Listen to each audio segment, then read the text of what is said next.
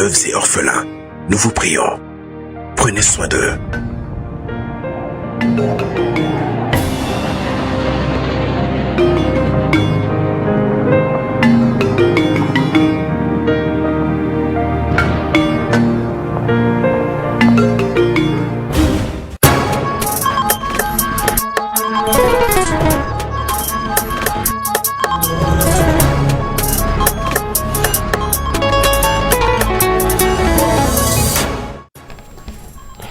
Tout était à la presse malienne ce vendredi d'être reçu par le président de la transition pour lui présenter les meilleurs vœux pour l'année 2025. Cet exercice devenu une tradition est le lieu pour les acteurs d'égrener quelques chapelets de recommandations, les temps forts à l'entame de cette édition. Bamako vibre au rythme depuis lundi 27 janvier du festival Ogo Bagna 10. Dans cette édition, Diana Djigiba va nous inviter à faire une véritable immersion dans l'art culinaire Dogon et autres communautés vivement présentes à ce festival. Voilà donc pour le sommaire. Merci de nous recevoir chez vous. C'est un réel bonheur de vous savoir fidèle à ce rendez-vous d'information. Bonsoir et bienvenue à tous. Tout d'abord, nous tenons à présenter nos excuses pour ce retard indépendant de notre volonté. Ceci dit, nous prenons la direction de Koulouba où la presse malienne dans son ensemble était devant le président de la transition pour lui présenter les meilleurs vœux pour l'année 2025. Un exercice traditionnel qui sert de cadre pour égrener le chapelet des recommandations. Et ce, tant pour les autorités, pour les régulateurs des médias que les acteurs de la presse dans leur ensemble. Pour RTM2, Aminata Madoula et Kassim Yalkouye nous résument quelques temps forts de cette rencontre.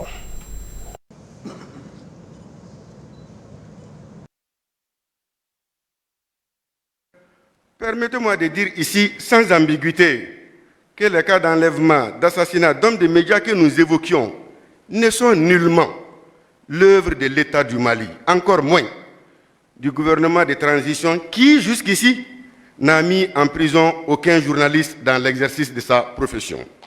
Une précision de taille, une reconnaissance du monde des médias maliens à l'occasion de la présentation de vœux du 4e pouvoir au président de la transition. Une opportunité servant de cadre pour égrener certaines difficultés. Aujourd'hui, l'arme de destruction massive s'appelle pour nous la désinformation. Et nous, professionnels de l'information, sommes bien outillés pour la désamorcer, ce qui concourt à notre mission de service public. Les autorités nous offrent-elles les moyens, tous les moyens de jouer notre partition? La réponse, conformément à notre vécu professionnel quotidien, est non. Non parce que nous sommes traités de journalistes alimentaires. Non parce que nos rédactions sont maintenues à dessein dans la disette et ne peuvent être viables et nous payer un salaire décent. Non parce que nous sommes sacrifiés au profit de nouveaux acteurs non professionnels, illégaux et parfois dangereux. L'aide à la presse malienne, qui a fait couler beaucoup de salive et d'encre, semble s'éloigner de plus en plus. Le Comité national de l'égal accès aux médias d'État vous donne l'assurance que fort de ces 30 ans d'expérience accumulée dans la gestion de la régulation des médias d'État, puisque c'est son exclusivité, il accomplira toujours à hauteur de souhait la mission à lui confiée par la nation. Nous réitérons notre appel à ce qu'on se penche diligemment sur la problématique du financement des médias d'État, ORTM, AMAP.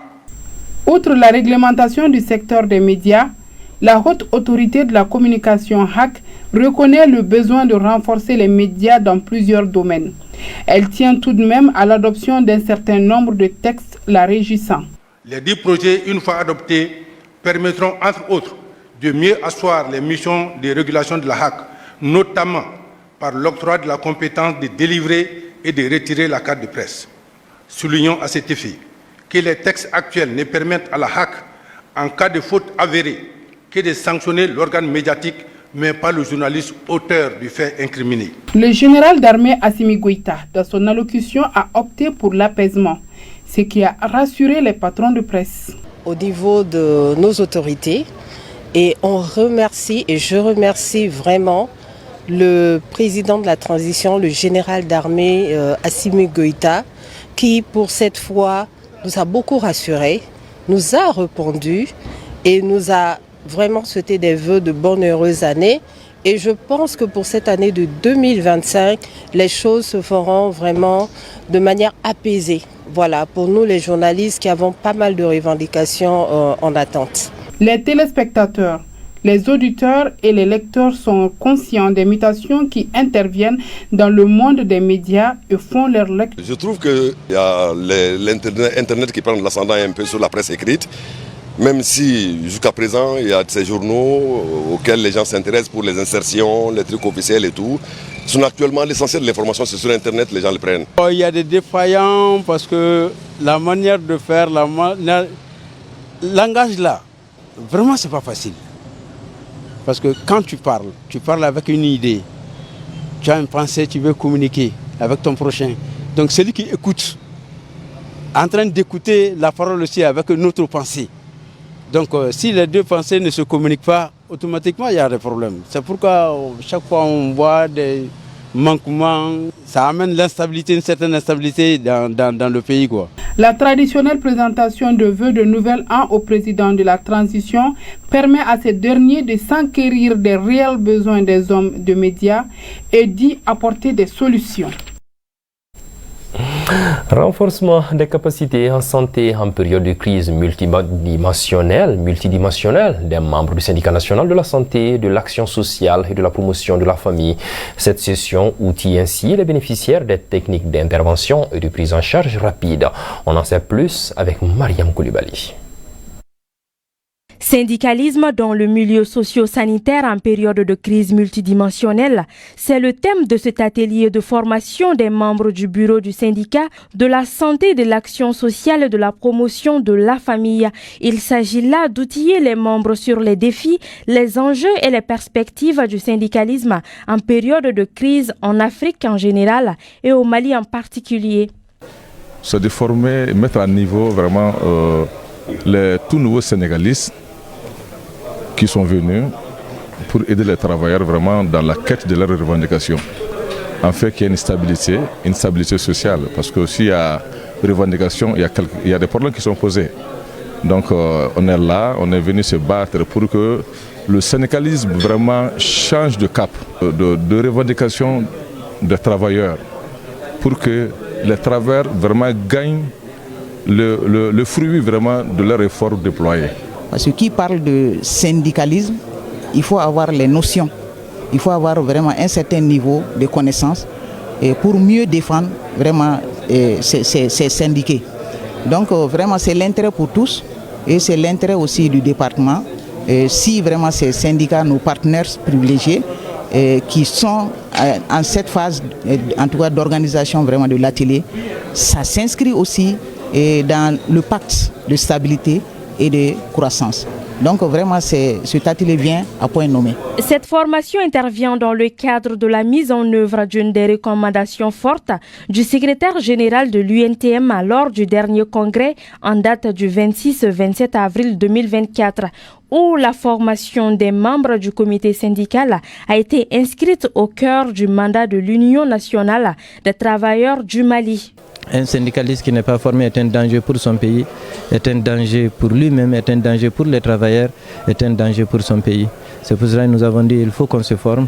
Et en se formant, il y a de fortes chances que certaines de nos réclamations puissent aboutir sans des soubresauts, sans des atermoiements. Aujourd'hui, c'est le tour de la santé. Et demain, ça serait d'autres syndicats nationaux, et y compris les sections et les comités de base. Ce renforcement de capacité des membres du bureau du syndicat de la santé et de l'action sociale s'accentuera autour des sous-thèmes pertinents comme le pacte de stabilité qui est un tournant décisif en période de crise multidimensionnelle. Les travaux prendront fin demain 1er février 2025. À noter que plusieurs syndicats nationaux ont déjà emboîté le pas. Attestation de reconnaissance décernée à quelques personnalités qui se sont distinguées en commune 4 du district de Bamako. C'était au cours d'une cérémonie dite Wali Nwandon. L'initiative est de la délégation spéciale de la mairie de la dite commune. Fatmata Touré et Abdoulaye Diarra étaient sur place pour ORTM 2. Ils sont au nombre de 34 à recevoir des attestations de mérite et des récompenses à Walenumandon dans différents secteurs tels que l'éducation, la santé et la culture, entre autres. Cette initiative de la délégation spéciale de la commune 4 du district de Bamako vise à récompenser les structures les plus performantes ayant contribué au développement de la commune. Cette journée de reconnaissance du mérite s'inscrit dans une dynamique de l'apaisement du climat social. Donc nous avons pensé que dans notre commune, il y a des gens qui se battent nuit et jour pour que le climat soit apaisé. Et nous sommes inscrits dans cette dynamique que nos parents nous ont léguée. Il s'agit de remercier, juste dire à ceux qui s'adonnent correctement au travail de la communauté. C'est pour récompenser ceux-là qui se sont battus et qui continuent à se battre pour leur communauté, notamment pour la commune 4. Les récipiendaires, tous reconnaissants, expriment leur gratitude pour cette reconnaissance de la part de la commission d'organisation. Ce matin, je suis très honoré par cette attestation qui m'a été remise par le président de la délégation spéciale en guise de mes efforts dans le cadre du développement du football en commune 4. Je remercie d'abord le président de la délégation et toute la délégation spéciale. Je remercie les chefs de quartier, tous les travailleurs de la mairie. Je remercie la commission qui m'a désigné comme récipiendaire. Cette activité est également une manière pour les initiateurs de motiver la jeunesse, véritable fer de lance de la nation, à s'investir dans le travail car notre pays, le Mali, compte sur elle pour son développement et son avenir.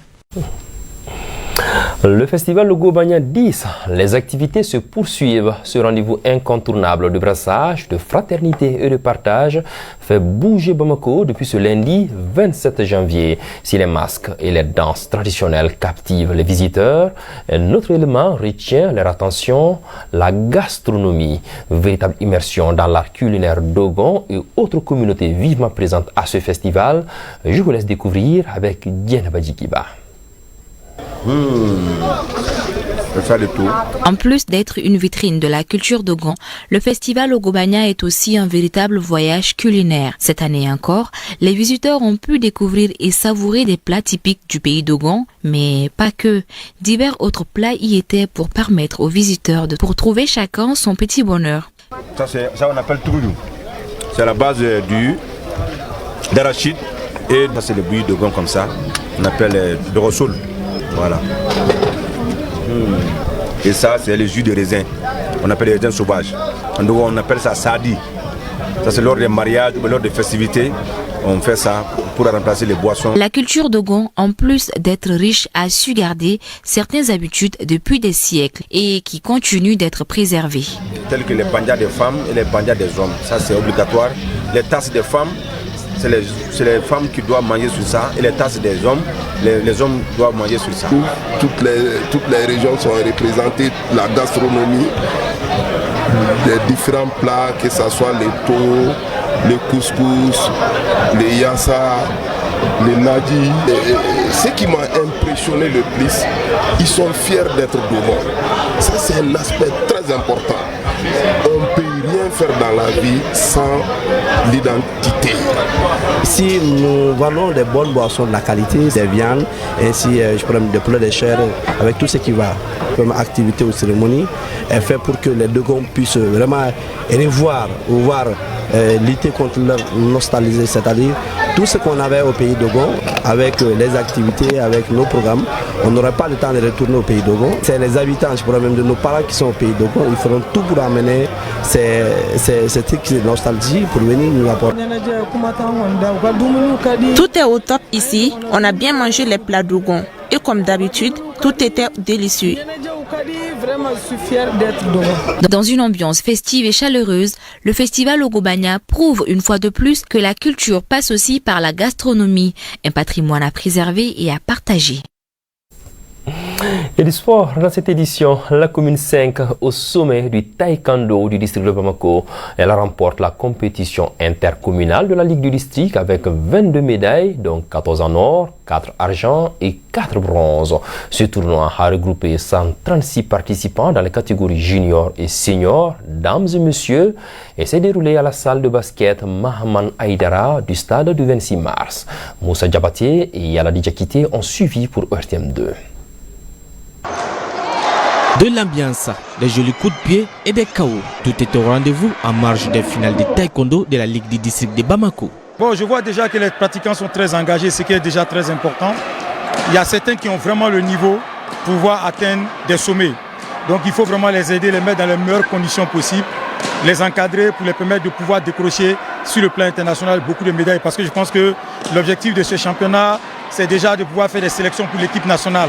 Les combats les plus spectaculaires ont été dans la catégorie des moins 58 kg, moins 63 kg et plus 87 kg senior.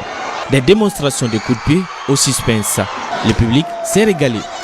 Je suis très content par rapport à la prestation de nos athlètes. Donc je les remercie beaucoup. Nous allons partir jusqu'au championnat national. Nous allons être champions du Mali aussi. La joie est immense. Nous avons bien préparé cette compétition et le résultat est là après 3 mois d'entraînement intense. On ne peut que remercier nos dirigeants et nous leur dédions tous ces médailles. Le président de la Ligue de taekwondo du district de Bamako se réjouit de la bonne organisation du tournoi. Pour aller aux Jeux Olympiques, c'est la jeunesse. Or, depuis maintenant qu'on est en train de préparer 2028, pour qu'on ait beaucoup d'athlètes. Voilà pourquoi ces genres de compétition, on cherche à le faire et on cherche encore d'autres transports pour nous faire vibrer encore sur cette scène encore. Au terme des combats serrés, les communes 2 et 3 sont 3e ex-aequo avec 13 médailles chacune. La deuxième place est pour la commune 6 avec 15 médailles. Et enfin, la première place revient à la commune 5 avec 22 médailles réparties ainsi 14 or, 4 argent et 4 bronzes. Voilà, c'est là-dessus que s'achève cette édition que j'ai eu le bonheur de vous présenter. Où que vous soyez et quel que soit ce que vous faites, retenez simplement que ce pays compte sur chacun de vous, mais surtout sachez que la mère patrie compte plus que tout. Paix et bénédiction d'Allah sur le Mali.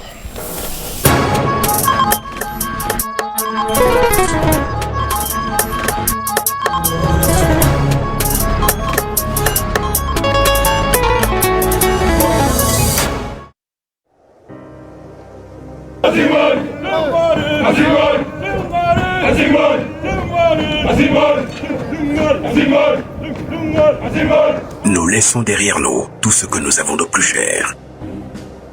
Enfants, épouses, amis, pères et mères. Fièrement, nous répondons à l'appel du devoir. Pour que les déplacés et les réfugiés rentrent à la maison. Pour que nos enfants reprennent le chemin de l'école. Pour que jaillisse la lumière de la réconciliation entre les peuples, pour le Mali, pour la patrie. Cette voie, nous l'avons choisie, au prix de nos vies. Nous défendrons nos couleurs, et si nous laissons derrière nous veuves et orphelins, nous vous prions, prenez soin d'eux.